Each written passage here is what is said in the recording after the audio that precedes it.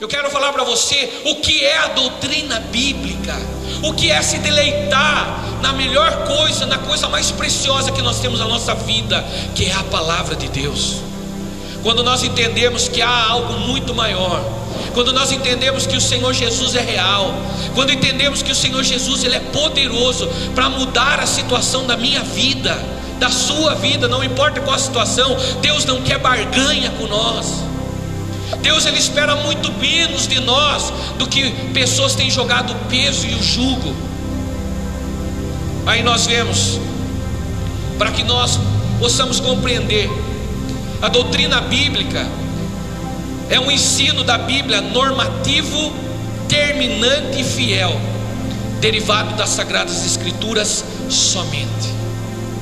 Aquilo que a palavra fala, nós obedecemos. Aquilo que a palavra rejeita, precisamos rejeitar. E a palavra de Deus fala que no final dos tempos, muitos se levantariam para enganar muitos.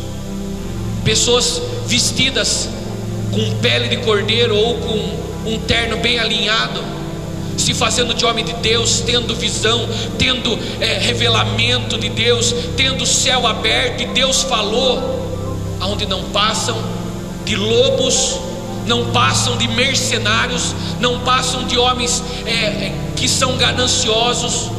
Infelizmente existe. O grande problema e o mais difícil para quando eu voltei para Jesus e me firmar foi entender isso, porque eu entendia que eu estar dentro da igreja, eu ia encontrar somente pessoas perfeitas. Eu ainda vivia a inocência, como eu já falei aqui, de na minha infância eu olhava para homens de Deus, eu olhava para pastores que não se ouvia falar um lá desses homens, homens íntegros, homens que eram homens de oração, homens que tinham o seu joelho calejado, homens que eram homens de chamar responsabilidade na oração, homens que passaram pela história, como Leonard Ravenhill, como outros Lloyd Jones, homens que fizeram a diferença, homens como Russell Shedd, homens que marcaram a história, e muitos têm marcado a história. Pastores batistas, pastores presbiterianos que deram, pastores líderes de comunidades que fizeram do Evangelho de Cristo a sua vida e pregaram o Evangelho, colocaram como sua meta. Hoje nós vivemos e muitas vezes, sabe qual é a nossa definição? A igreja está abarrotada, a igreja está cheia, então há a presença de Deus. Eu falei hoje de manhã aqui, multidão não significa presença de Deus. Multidão, muitos falam que a multidão, a voz do povo é a voz de Deus. A voz do povo não é a voz de Deus. A voz do povo nunca será a voz de Deus. Deus ele sempre trabalhou a uma linha diferente do que nós entendemos. O Senhor é atemporal, o Senhor ele está numa dimensão diferente da nossa. Não busque entender ao Senhor, busque entender a sua palavra e cumprir a sua palavra, mas entender ao Senhor. Quando nós vemos isso, nós vemos que a palavra de Deus, a Bíblia, a doutrina bíblica, ela é normativa para nós. É uma norma ativa, é uma norma que foi vigorada, e ela foi vigorada de uma única forma, daquela forma ali, ó, na cruz do Calvário. Ela se tornou verdadeira na minha vida e na sua vida por causa dessa morte. Agora talvez se falhar, pastor, como você, muitas vezes eu pensei nem voltar mais buscar a Deus. Eu ia na igreja e só via que tem problema de tudo que é lado, mas é óbvio, nós estamos no hospital. Mas a palavra de Deus fala o seguinte, que o Senhor veio para os doentes, ele veio não para os doentes. Mas hoje existe, por falta de conhecimento da palavra, nós estamos dando ouvido a qualquer vento de doutrina. Por se um homem estar em cima de um púlpito, jamais passou na nossa mente questioná-lo. Por um homem estar aqui, uma coisa que eu tenho deixado de liberdade para essa igreja, eu falei, se um dia eu for encontrado longe da palavra, qualquer um tem direito de chegar para mim, colocar o dedo no meu rosto e falar, pastor Alex, isso está errado, rapaz, volte para o Evangelho. Eu vou abaixar minha cabeça e vou ficar quieto. Mas hoje existem homens impiedosos, homens que batem o martelo, literalmente, e estão falando que a sua palavra é a voz de Deus, só que não são. A gente muitas vezes olha e vê alguns lugares, né? É óbvio que é desejo do coração de todos os pastores ter uma igreja que responde, ter uma igreja que está junto, uma igreja abençoada, uma igreja cheia, grande, não só de qualidade, mas de quantidade.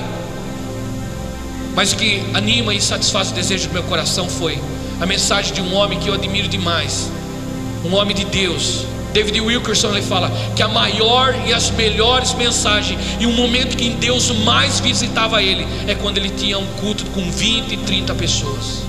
Era quando havia mais um vigor e uma presença do Senhor sobre a vida, porque muitos estão acostumados, e é preferível eu receber um aconchego na minha cabeça e saber que a minha segunda-feira foi bem abençoada. Eu vou ter uma segunda-feira maravilhosa, porque eu recebi uma palavra de estímulo. A minha vida está toda errada, eu estou todo fora da palavra, mas eu ainda recebi uma palavra de estímulo.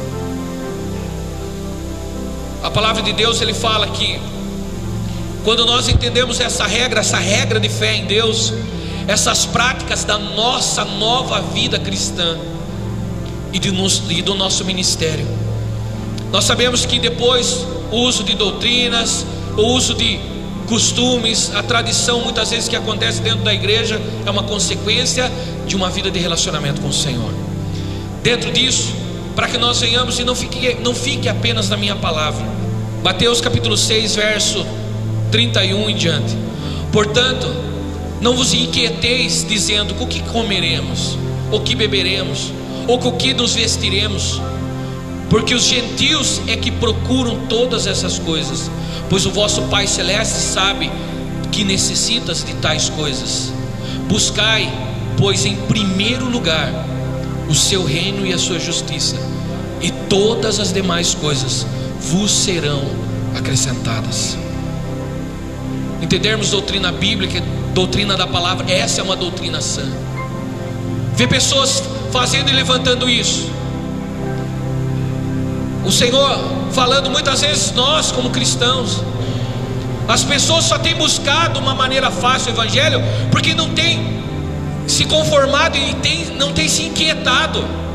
Elas estão inquietas, elas estão buscando o que comer, elas estão buscando o que vestir, elas estão buscando outras coisas, elas estão buscando satisfação pessoal, elas estão buscando a sua própria vida, elas estão buscando o desejo do seu coração. Isso significa que ainda não nos tornemos bíblicos. Isso significa porque a palavra de Deus fala que os gentios buscam isso. Agora eu quero deixar para você entender o porquê que ele mencionou os gentios que buscam isso. Por que ele não falou que o povo hebreu buscava isso? Por que ele falou do povo gentil? Sabe por quê? Porque os filhos de Israel, porque aqueles que eram filhos da descendência de Israel, eles, não os samaritanos, não o povo grego, não o povo que era da diáspora, aquele povo misturado, mas o filho da promessa acreditava no pai e na promessa. Querido, eu e você somos filhos da promessa. Abraão se tornou nosso pai pela nossa fé, pelo nosso posicionamento, e nós sabemos que o pai Abraão é também o nosso pai. E como os gentios buscam todas essas coisas, o gentio fica preocupado. As pessoas que não confiam no Deus vivo e poderoso, eles estão preocupados a cada momento. Ai meu Deus do céu, o que vai ser essa segunda-feira? O que eu vou ter? Eu tenho que pagar aquela conta, eu tenho que isso, eu tenho que aquilo. E como que eu vou resolver esse problema? Como que eu vou dar um problema nessa saúde? Como que eu vou fazer isso e aquilo? Quantos questionamentos. O filho, aquele que conhece a Deus, aquele que tem relacionamento com Deus, ele espera, ele não se inquieta, ele descansa em Deus, ele descansa na sua palavra. Deus, ele falou que ele vai cumprir e vai abençoar e vai cuidar da sua vida. Então tão somente espera no Senhor e veja a sua mão agindo sobre a minha vida e sobre a sua vida. Não se inquiete. Quando nos inquietamos, ficamos lá atribulados, preocupados, não pensamos direito, não temos tempo para orar, não achamos momento para buscar a Deus, porque eu estou preocupado demais. Você já viu uma pessoa quando está com a fazer demais? Você já viu uma pessoa quando ela precisa resolver algo rápido? Ela jamais, é raro, existem exceções, ela corre, ela tenta resolver de todas as maneiras. Parar e orar, pedir direção de Deus, o que fazer. dobrar o joelho e falar: Senhor, a minha vida está dessa maneira. Deus, é celular que toca, é gente ligando, é pessoas procurando você, para você não ter esse tempo com Deus, para que você se inquiete. O mundo, muitas vezes nós falamos da questão do mundo.